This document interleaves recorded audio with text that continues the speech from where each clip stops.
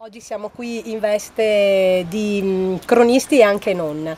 Come abbiamo appena inquadrato, Parco Villa Longobardi e sotto il seguito, e lo capirete perché. Già diciamo l'entrata con davanti questi cassonetti è un'ottima premessa a quello che seguirà. Oggi è una visita un po' particolare, anche perché questo parco fino a qualche anno fa aveva delle visite guidate ogni primo venerdì del mese. Oggi siamo il primo mercoledì del mese, però cerchiamo di fare lo stesso qualcosa.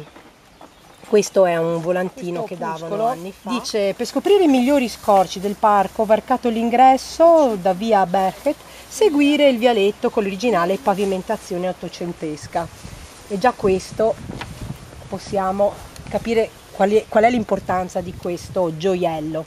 Dopo pochi passi sulla destra si apre una delle vedute più suggestive. Un placido laghetto, andiamo oltre, un placido laghetto si estende tra rigogliosa vegetazione, mentre il magnifico belvedere ottocentesco e i resti di finte rovine romane fungono da quinta scenografica. Come vedete, quello che stiamo leggendo contrasta un po' con quello che stiamo filmando. Andando avanti andiamo a vedere questi resti di finte rovine romane fungono da quinta scenografica. Il laghetto, immagino che se sistemato è l'essenza di questo parco assieme al cedro libanese. Immagino, continuo a dire che la fantasia è uno degli elementi essenziali ottocentesco. Magnifico belvedere, cioè dobbiamo proprio sforzarci. Aironi, garzette, gallinelle d'acqua, germani reali indugiano nel laghetto popolato. Vedete se li vedete, perché ripeto, io continuo sempre con la fantasia a immaginarmeli, perché fino a qualche anno fa sì, questo era possibile, adesso vi assicuro che tutto questo è lo specchio. Andiamo avanti, andiamo a vedere quello che descrivono come la villetta della civiltà. Questa è la villetta. Stupenda, infatti. Vengono fatte delle scritte che stanno a significare che l'elemento creativo nell'essere umano è sempre molto vivo. Seguendo sempre questo opuscolo di qualche anno fa, un piccolo ponte sulla sinistra conduce alla soleggiata zona degli orti con vichi e fruttetti. Questo è il canale, Sì. il fiume.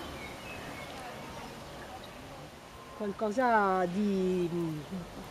che ti prende viscerale. Io capisco la manovra finanziaria, la legge bavaglio, però signori, se non ci prendiamo cura di questi posti, delle bellezze che abbiamo attorno, è inutile che andiamo a cercare altrove. Le cose che ci stanno vicine, le cose che abbiamo in mano tutti i giorni possono parlare di questo. Ecco, Questo qui. cos'è? Questo qui viene scritto come un piccolo ponte, ci conduce alla soleggiata zona degli orti, con viti, frutteti, circondati da siepi e grandi platani. Continuiamo a dire che l'elemento della fantasia qui gioca delle carte strepitose. Qua carte ce ne sono, Tantissime. a parte Evidentemente sono i di pezzi gioco delle carte. Sì, sicuramente. I platani non riesco a vederli, o proprio mi sforzo. E le panchine? E sono i resti dei platani, forse. Questo è tutto ciò che succede nella ridente e felice cittadina di Mogliano.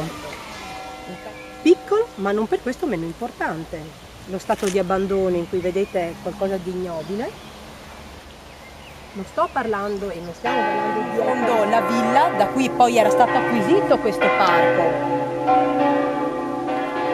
Parco che è rimasto di proprietà privata fino al 97. 1990 cosa non si potrebbe fare in questo parco. Cioè, ti dico campi di parco, cioè un piccolo fazzoletto lasciato all'abbandono completo, alla noncuranza. È la zona soleggiata degli orti, con viti e frutteto circondati da siepe e grandi platani.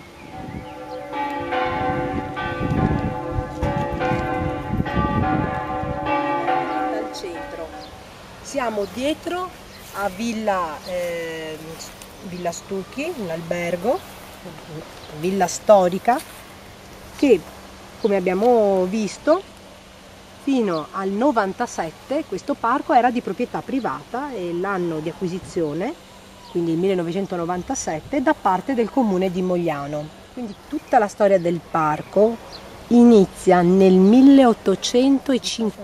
Non ho parole per commentare tutto questo perché si commenta da solo. Questi sono posti che, se ripuliti, fanno sì che tutti noi individualmente o a gruppi si venga anche a cercare un po' di refrigerio, un po' di pace. Sentite solamente il rumore di questi rami, il vento, la brezza. Poi però arriviamo fino a qua, ci si chiede: ma dove ci sediamo per ascoltare questa brezza? Allora continuiamo il nostro percorso. Guarda che bella che è questa collinetta, sta in assoluto da questo puscoletto. Il comune di Mogliano ha acquistato di recente, penso 2 anni fa, 2007-2008, ha acquistato di recente un nuovo spazio verde nei pressi di via De Gasperi. Questo terreno sarà presto collegato al Parco Stucchi tramite un ponticello sulla fossa storta e dunque reso accessibile ai cittadini di Mogliano, andando così ad ampliare il progetto originario del Parco Romantico. Stiamo parlando di un parco romantico. Sì, forse del romantico ha solo la parte malinconica, nostalgica, la parte più tenebrosa, più oscura del romantico. Adesso dovete immaginarvi che c'è quel ponte di cui si è parlato, questo è l'altro pezzo di verde, ovviamente. Lì dove si poteva passeggiare perdendosi lungo lo stagno nella fresca brezza, ora ci si può solo disperare. Erbacce coprono i sentieri, lo stagno è invaso da canne e altre sporcizie e i cestini di rifiuti sono da settimane pieni di tutto e di più.